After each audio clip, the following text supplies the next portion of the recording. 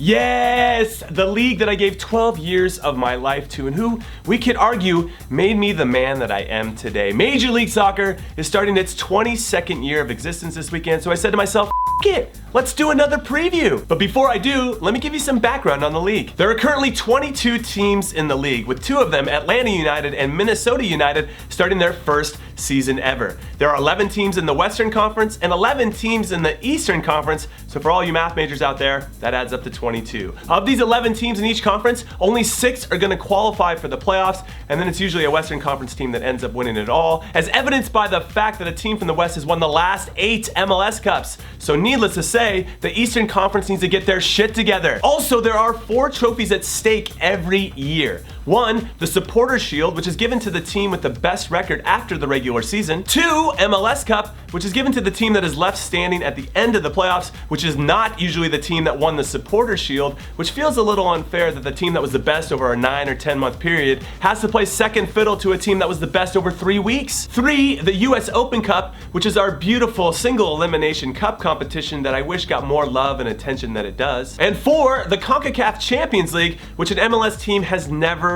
won before. So if I'm making excuses, it's because the schedule doesn't benefit MLS clubs, and Mexican clubs get to spend more money on players, and that makes a difference, especially when you're trying to win multiple trophies in one season. You know what I have to say to that? No mommies! Anyway, FC Dallas won the Supporters Shield and the Open Cup last year, but lost to eventual MLS Cup winners, the Seattle Sounders, in the playoffs, which would have made them the first treble winners in MLS history, but they did not get it done. So they have to chase it again this season. And you know what? Let's just start our preview here with the best ever conference. I mean the Western Conference, and FC Dallas specifically. This is a club that has truly become the first in MLS, and I think the Galaxy are a close second, in mastering youth development through their own youth academy, as they have a record 9 homegrown players on their senior roster this season. So if you mix that youthful exuberance with the experience they gained last year, I think they could be even better, unless other teams have figured out a way to play against them this season. But let's not get into the negative. Let's stay positive, baby. And they're gonna finish first in the Western Conference and be back-to-back Supporters Shield winners. And now let's head over to the other team in Texas, the Houston Dynamo,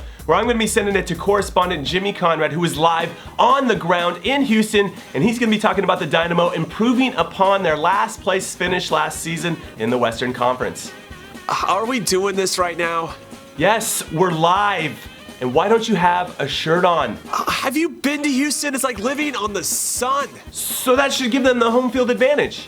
You know what? It doesn't. They only won 5 out of 17 games at home last season. Embarrassing. Well, it's up to new manager Wilmer Cabrera to fix that part of it, and I just don't know if it's gonna happen this season. I don't think they're gonna improve much at all. 9th. And now it's time for one of my former clubs, the San Jose Earthquakes. Even with an MLS Cup winning coach, Dom Kinnear, in charge the last 2 seasons, they have not made the playoffs. And with an ever-changing roster of players, a new GM, and the heart and soul of their team, captain and striker Chris Wondolowski getting a year older, he's gonna be 34. It's just, I want them to do well, and I hope that they do well, but I don't think all of the pieces are in place just yet, and that could cost Kinnear's job. 10th. And up next, we head to Utah for Real Salt Lake. Like the New England Revolution over in the East, I'm just not sure what to make of this team. They have the players like living legends Kyle Beckerman and Nick Rimando who can lead, and a hard to defend forward up top in Yerv Masissian, and a bunch of talent everywhere else on the field. And I dig their coaching staff and their GM Craig Weibel and the fans too, but I don't know, it just doesn't feel like this is their year, so 8th. And now we're gonna head to where I grew up, in the Los Angeles Galaxy. With one more season to go before they have to share the city with LAFC, this is their last chance to leave a mark on the area and try to get as many fans as they possibly can to love the Galaxy. But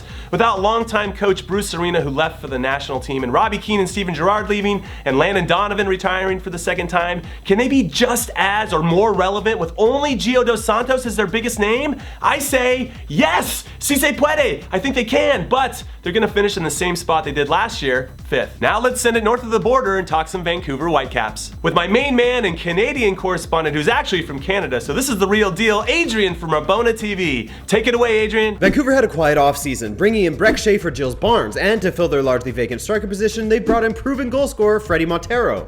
Beyond him, though, scoring will be tough as Morales is gone, Perez is gone, and Kudo, guess what? Gone. Let's be nice and call 2016 the old rebuilding year for Vancouver, but the thing is, 2017 is not going to be much better. They're going to finish in 7th place and miss out on the playoffs again. Vancouver, what are you going to do if Montero gets injured? Now it's time to go up north and Minnesota United. Now this is a club I'm excited is joining the league because I know a lot of great people in Minnesota and I know they're excited too. Also, they hired a coach in Adrian Heath who knows how to transition a team into MLS from the lower divisions. He did the same thing with Orlando City 2 years ago, but last time around he had Kaká, and this time around he doesn't, and that is pretty significant. So as much as I want to say otherwise, I think they're going to finish dead last in the West, 11th. And up next, it's the Colorado Rapids, where I'm going to send it to correspondent Jimmy Conrad, who is in the Mile High City. I love this place, man. The thin air, everyone is active, a lot of things are legal. It's magical. Yeah, that's great, but what do you think of the Rapids? Oh, man,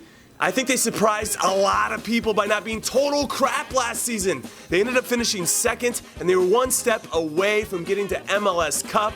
So you know what they did this offseason? They got rid of this crazy bastard and got this one instead. Do you think they have enough to make a run at it? Probably not, but they do have the same owner that Arsenal does, so let's just say they finished 4th. And up now is FC. 2 seasons ago, MLS Cup champions. Last season, they didn't even make the goddamn playoffs. That's how thin the line is between success and failure in this league. Or maybe we should just call it what it is. They just weren't good enough last season. So for me, their future success is going to be determined by their defense because they have the guys up top. It's their inconsistent back line that's the problem. You know, I'm listening to this garbage from this has-been, and all I can hear is you saying that I'm the problem. Are you calling me a problem? Come at me, bro. Caleb, whoa, buddy, relax. I'm just stating the facts. You gave up more goals than any other team in the Western Conference, so if you get that sorted out, you're gonna be fine. 6th. And next up, it's my beloved Sporting Kansas City. So let's get one thing straight. Even though this team was bang average last season with 13 wins, 13 losses, and 8 draws, they got absolutely robbed in the first round of the playoffs last season against the Sounders. They got robbed.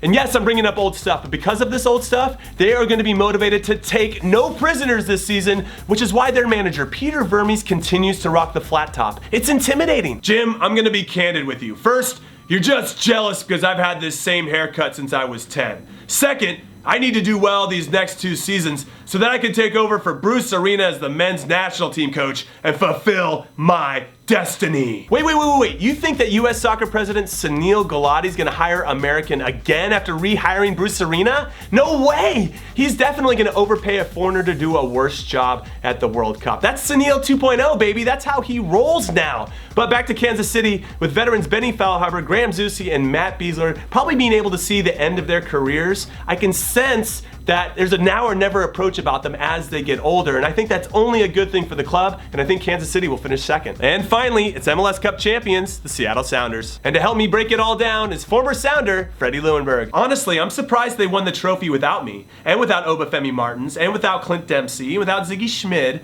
but mainly without me, because I was an invincible, you know, and an underwear model. Well, what about this season? Any thoughts? Sometimes it's better to be lucky than good, but they are good. Oh no, not without me. I say they only finish in 3rd. And now let's shift our attention to the weaker conference, the Eastern Conference, starting with the Montreal Impact. Which means it's time to hear from my Canadian correspondent who loves being from Canada, Adrian from Rabona TV. Adrian? Montreal will still be lethal on the counterattack with Piatti the league's biggest game changer behind Giovinco, and Mancosu could have an outside chance at the Golden Boot.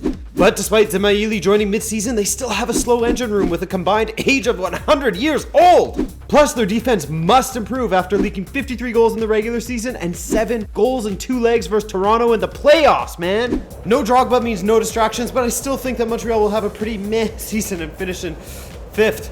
It's cold here.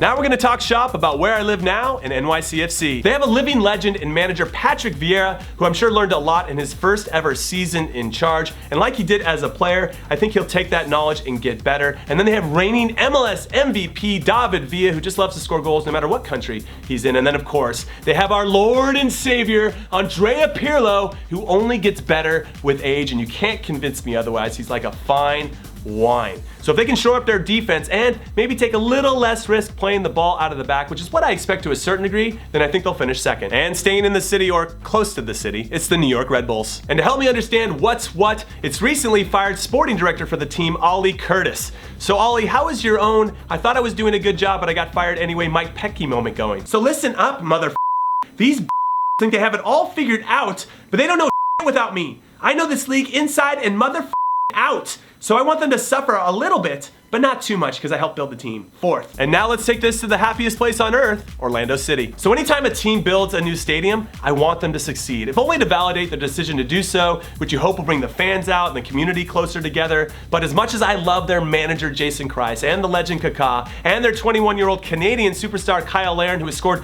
31 goals in 53 career games, which makes me wonder if another team from another country is going to come snatch them up soon. I just don't think they have enough everywhere else yet to make the playoffs, but I hope I'm wrong. Ninth. All right, now let's go to the city of brotherly love and the Philadelphia Union. So they had the reigning league goalkeeper of the year on their team, Andre Blake, which is super cool for Andre to have won that award, but it's not a good sign of the defense in front of him because he had to do so much work. Plus, they needed to win only one game down the stretch last year to secure a playoff spot, and they couldn't do it for 6 straight games. Luckily, they backed into the playoffs anyway, but to no one's surprise, they lost that game too and they were out. And when I look at their roster, they have talent in every single position. So that's not what I'm worried about. I'm not worried about that side of things. It's like their collective mentality. They're not always on the same page, or I don't really know what it is, but that's, for me, is the most concerning thing, so I'm gonna say 7th. Now it's time for a little action in Boston, actually, Foxborough, and the New England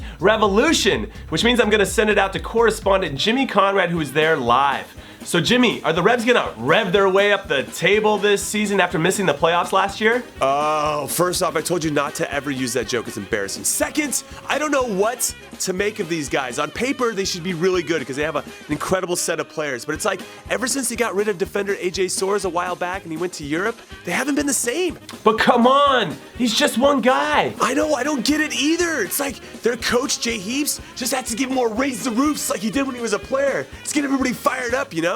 Well, with that recommendation and how I was already feeling about the team overall, I have no idea where they're gonna finish. They could finish 3rd or they could finish 10th. It's just a... And now we head to the Dirty South and Atlanta United. The first-year club gets Barcelona and Argentina's former manager Tata Martino to be their coach, so hashtag respect for that, because that is a good get. Then they have a brand new stadium, tens of thousands of season tickets sold, a rabid fan base, and a good collection of players led by 23-year-old Paraguayan international Miguel Almiron. But outside of the Chicago Fire in 1998, historically speaking, expansion teams always struggle in their first season, and Atlanta's gonna be no different. 10th. And speaking of the Chicago Fire, roll that cool graphic. They have been the worst team in the league the last 2 seasons, but at different times during the last campaign, they showed some glimpses of promise. And with the additions of New York Red Bulls captain Dax McCarty, and I'm not sure why that club let him go, he's gonna protect the back 4, and then they got Juninho, who's gonna provide some strong string-pulling leadership in midfield, and then up top they got Hungarian international Nemanja Nikolic, who scored 41 goals in 56 games for Legia Warsaw in Poland. So I just feel like this team is gonna be a low-key sleeper this season, and this is gonna be my riskiest pick, but I think they're gonna get 6th. And now let's head to our nation's capital in DC United. And I'm happy to be joined by their head coach, Ben Olsen. Ben, thanks for coming on. How is this upcoming season gonna go? You know me, I'm a realist, James, and if I wasn't, I would shave. So I know how good my group is. We got a good group, but they better play their asses off because next season in our brand new stadium, I'm gonna need a great group to keep my job. So I'll say we finish ahead of most of these turkeys in the East and get 3rd. Okay, now let's go to Ohio and the Columbus Crew. Like the Portland Timbers, the MLS Cup finalists from the year before didn't even make the playoffs last season, which just shows you the competitiveness of this league, but it also shows you that the Crew have not been the same since they traded away former MVP finalist Kai Kamara. So as much as I love and admire the coaching staff and Frankie Hayduk and all of their players, including their new signing Ghanaian international defender Jonathan Mensah, I still don't think it's gonna be enough. 9th. And finally, the last team in the East, Toronto FC. And since Toronto is in Canada, it's time to hear from my Canadian correspondent, Adrian from Rabona TV. Take it away, my man. These guys were just a Stephen Fry finger away from the MLS Cup. They have the 2nd best defense last season, and it will be even better with the acquisition of Chris Mavinga. Expect more of the same from last season, and perhaps even more than the same because the Six finally got that number 10 they've been hoping for in a creative central midfielder, Victor Vasquez, former Barcelona product. He's gonna be... He's going to be great. Toronto will finish first in the East. Okay, that is it. The best MLS preview of all time is finished. So let me know what your predictions are, and then at the end of the season, I can make fun of you while you're telling me how smart I am because I got all of my picks right, and it's gonna be awesome. Also, I have a new show dropping next week called This Week in MLS, and even if you don't follow the league, I think you're gonna enjoy it. Later.